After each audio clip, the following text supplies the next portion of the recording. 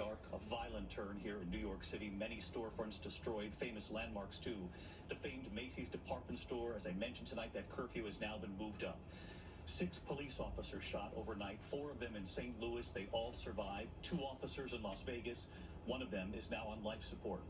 And tensions high again tonight in Washington, D.C. after Park Police cleared those peaceful protesters with flashbangs, one striking a cameraman from Australian TV. That image was being fed live back to Australia. Broadcasters there were stunned.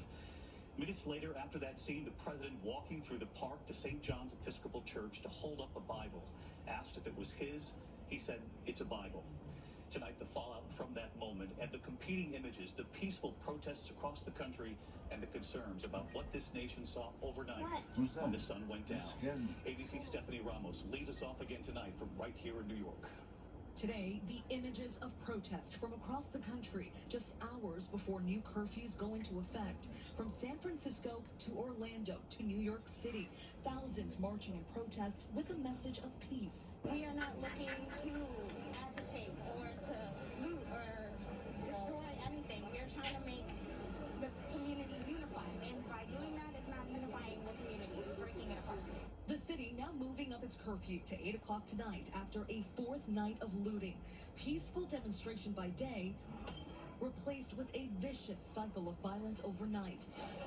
Windows smashed, stores ransacked from the Macy's flagship store to Rockefeller Center. The sun has gone down here in New York City, and there are clearly different groups that are out here facing off with police, shattering windows here along Fifth Avenue. The governor today blasting the mayor and police department. The police in New York City were not effective at doing their job last night. Period. Hundreds of arrests, most after curfew. Police investigating this video showing a car slamming into an officer in a hit and run. Oh my God. That Ano yun? Yung police, yan pala yun. Yung police sa New York, sinagasaan. Sa ospital yun eh. One in grave condition. Another 4 officers were shot in St. Louis. Thank God. They're alive. They're alive. But what? Can we make some sense out of this? Across the country, police tactics under scrutiny. LA's Paano police din chief nila? sparking outrage after suggesting looters were as responsible for George Floyd's death as those fired police officers.